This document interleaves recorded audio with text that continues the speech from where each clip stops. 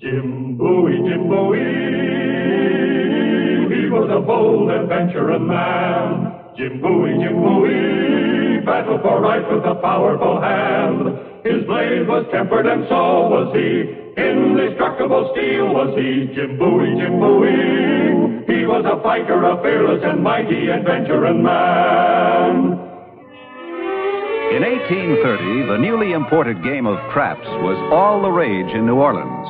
And it was in a crap game that Jim Bowie first met the eccentric Creole aristocrat Bernard de Marigny, who is known in history as the Great Creole. 500 they will come for their papa. You cover my bet? 500? You're covered, monsieur.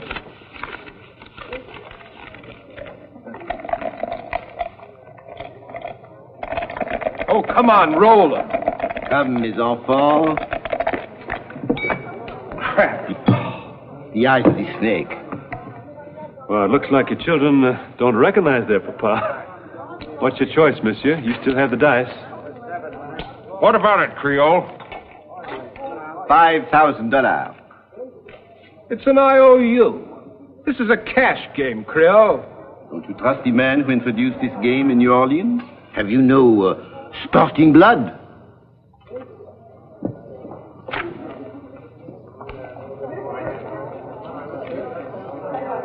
Your 5,000 is covered, monsieur. Thank you. Oh. One of my good little children. Little Joe. 7. You 7'd out, monsieur.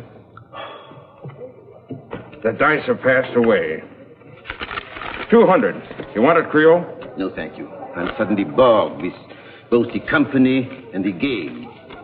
And you, monsieur, possess Bernard de Marigny's promissory note for $5,000. If you can read it, Monsieur l'Américain, collect it.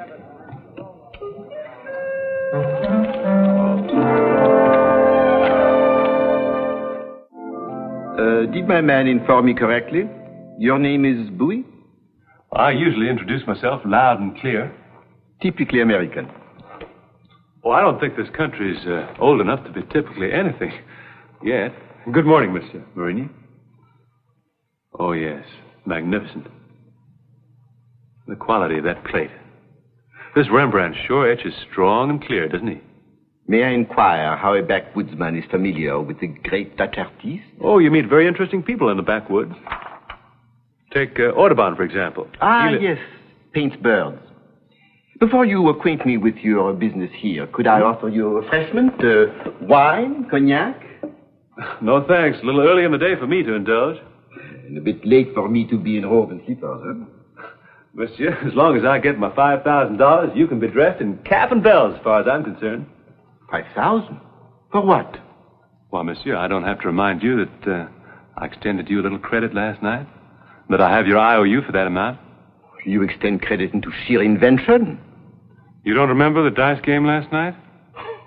I remember many dice games. But to have written a note for $5,000, impossible. Why, I had $25,000 last night. Empty. Is that a fact? Good morning, Bernard. Oh, forgive me, I see you have company. Good morning, my dear. Mr. Bowie, my wife. Madame? Oui. The great speculator. The Great Speculator. That's a new title. Monsieur Bowie. Madame?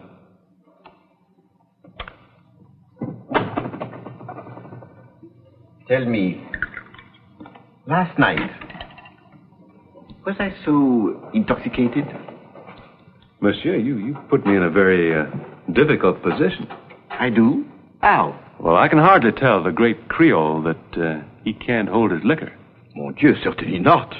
Well, then, I guess we'll just have to call it lapse of memory. A lapse which this should refresh. Oh. Now, that is your signature, isn't it? Bold and clear? A debt of honor, yes, but for me to spend that much cash at this crucial time would be most embarrassing. Most embarrassing? Why, monsieur, this is your IOU.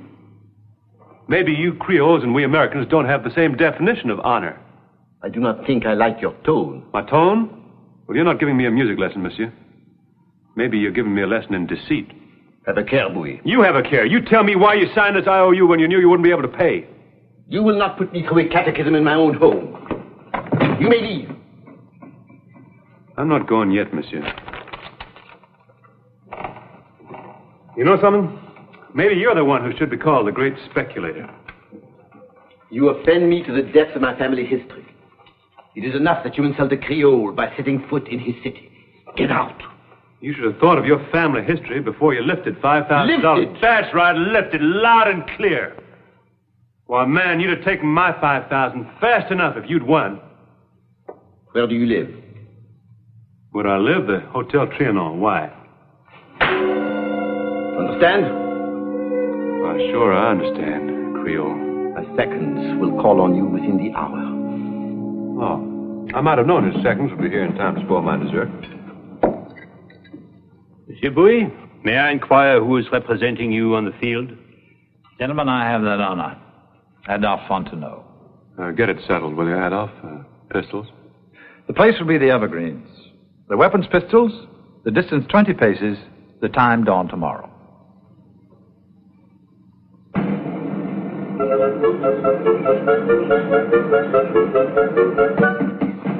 Adolphe, I just want to have a word with him, just for a moment.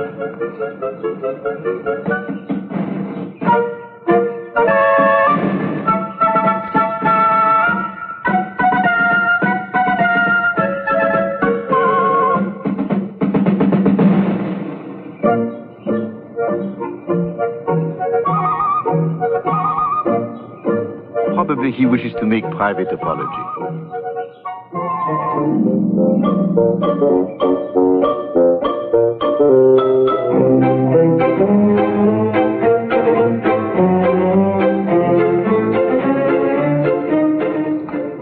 You have 1 minute.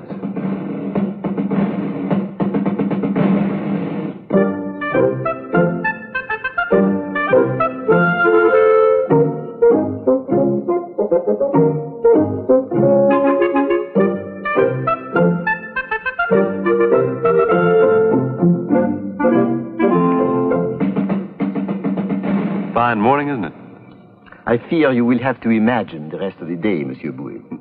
Looks like it's going to be kind of a hot one. I might have known you'd be terrified. Oh, we can start shooting any minute, monsieur. I'd just like to ask you a couple of questions first. Perhaps you realize that if you die, my debt to you will be cancelled. Oh, I wouldn't be too sure about that. I mean, I don't have any heirs that I know of, but you never can tell. Somebody may turn up to collect the debt from you. If you had only chosen foils, Bowie. But it seems you are most irregular, and that might make you my match. Ask your questions. Do you wish to honor the debt, monsieur? Yes? Aren't you one of the largest landowners in New Orleans? Too large. Well, then you repay me in property, and I'll make you a full apology. Americans in my suburb? Ah, no, alors. Come, we've wasted enough time. I could form an American syndicate to develop the whole Faubourg. Destroy the leisurely Creole way of life? Poison the Faubourg Marigny with riffraff and adventurers? Oh. Tell me, monsieur, weren't you something of an adventurer yourself when you dueled with 10 men in one day? That was in my youth, monsieur. Why, Creole habits aren't so petrified they can't change. Man, I'm telling you, New Orleans will leave you behind. If Americans can't build in your district, they'll build uptown. You've given me a good idea, monsieur. I will discuss it with my wife. Well, I don't like to do business with women. Did I say you would, monsieur? No, I will discuss it with her while you're trying to buy your way into heaven. Come, I will teach you marksmanship. You mean you're turning down my offer? Unless some miracle leaves us both untouched. 9, 10. Are you ready? Ready. As ready as I'll ever be. Present.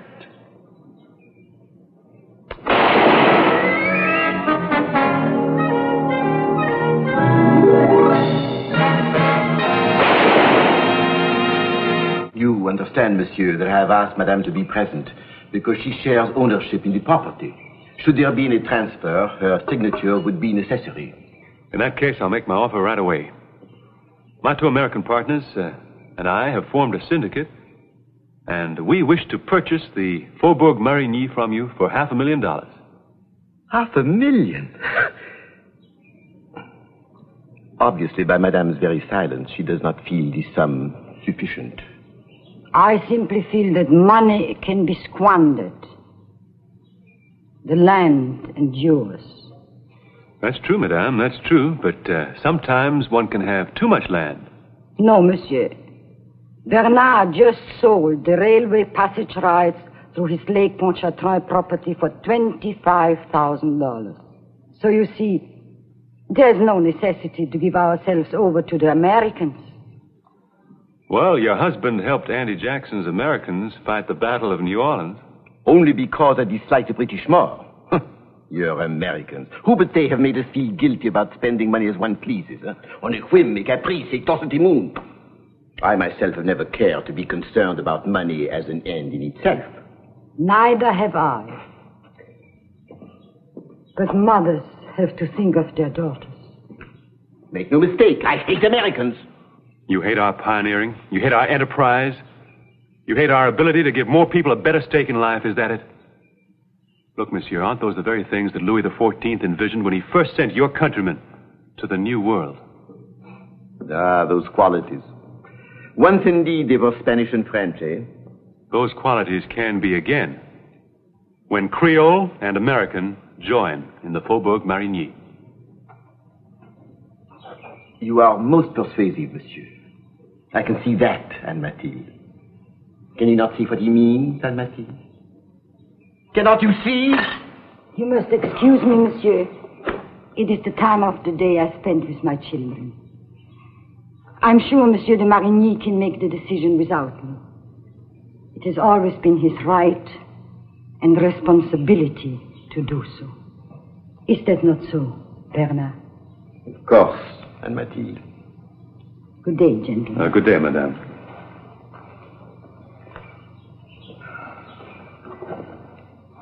Well, monsieur, you see why I don't like to talk business with the ladies. My two partners, Seth Morton and Henry Squires, can have the papers drawn up tomorrow and have the papers here tomorrow night for your signature. Yes, monsieur? Yes, monsieur. I will accept your offer.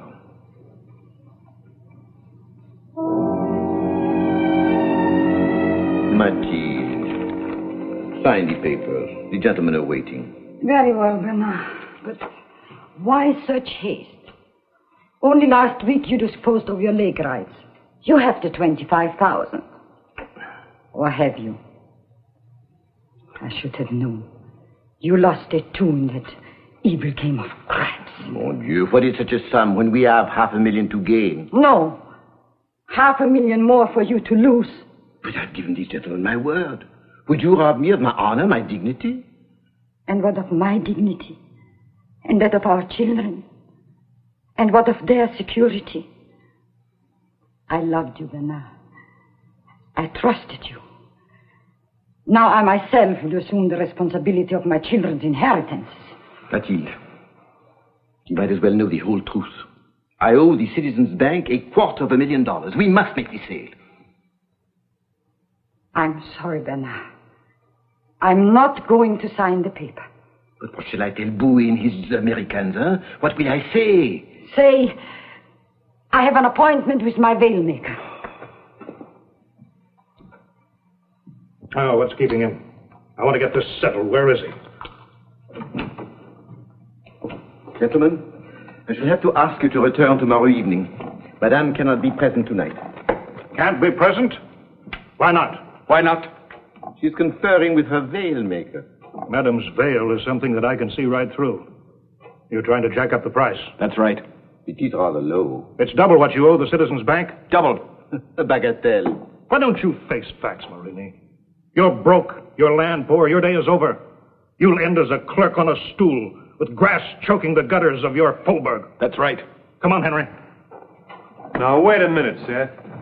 If you'll come off that high horse of yours and listen to reason... Don't talk to me about horses, Jim. You're in the saddle with Marini as far as I'm concerned. Me and Henry will build up town without the Creole. Come on, Henry. A clerk on his stool. Grass choking my gutters.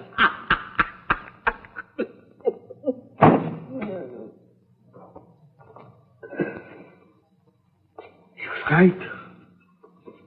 I am ruined, Bowie. She was right, too. Who was right, monsieur? My wife.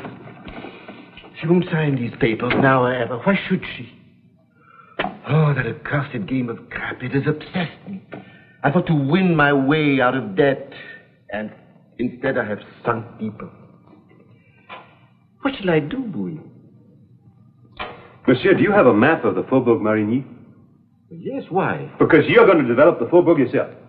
Monsieur, without capital, how? Your legion of Creole friends. Wouldn't they lend money to the man they call the Great Creole?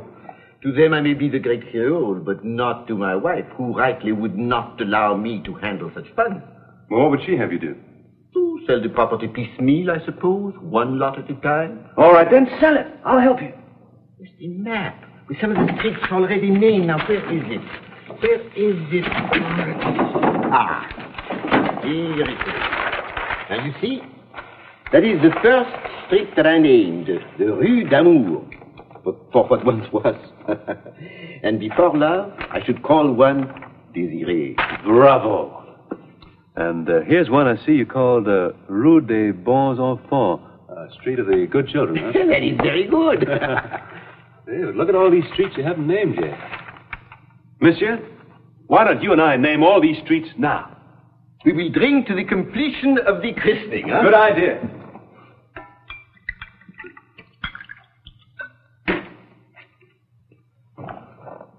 Voilà, monsieur. To the christening.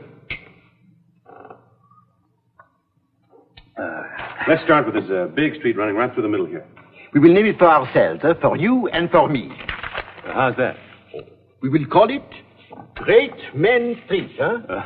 Very good. Now, this one here, running across it, we'll name in honor of the fortunes that you've won and lost. We'll call it Rue Bagatelle. I will drink to that. Rue Bagatelle. This street is named after the French who did so much for our country. I call it the Street of the Frenchmen. Oh, yes. Well, in that case, this one running parallel to it we'll call Union Street. Union Street. And I insist, Monsieur Jim, on one for you personally, huh? The Rue Bowie. Oh, no, monsieur. Just a minute. I don't believe your wife would like that. Rue Bowie. No, let's call it, Rue Craps. I believe, monsieur, that I am indebted to you in more ways than one. That's right. To the tune of $5,000.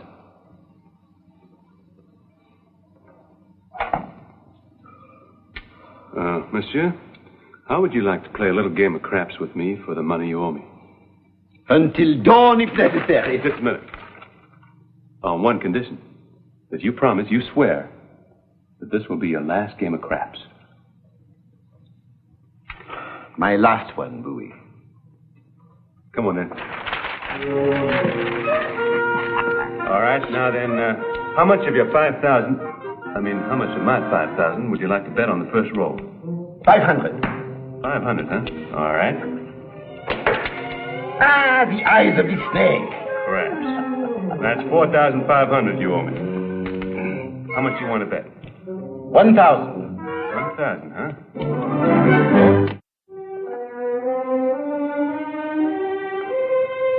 Good morning, Monsieur Bowie. Good morning, madame. Your husband's asleep. You have had a lengthy business conference. Well, yes, we have, as a matter of fact. I'm sure it's nothing as worldly as business gets you up this early. There are words and words, monsieur. Huh? I go to Mass. Oh.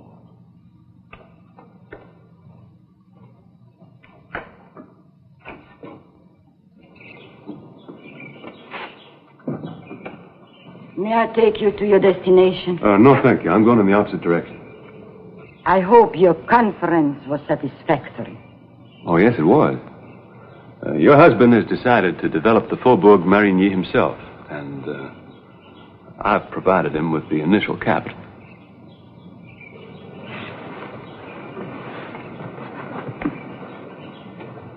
And, Madame, I think you'll be glad to hear that your husband has sworn to give up the game of craps. Kind of think he'll need your help to keep that vow. I will pray for him. And for you, monsieur. Well, thank you, ma'am. Thank you. Thank you. The cathedral.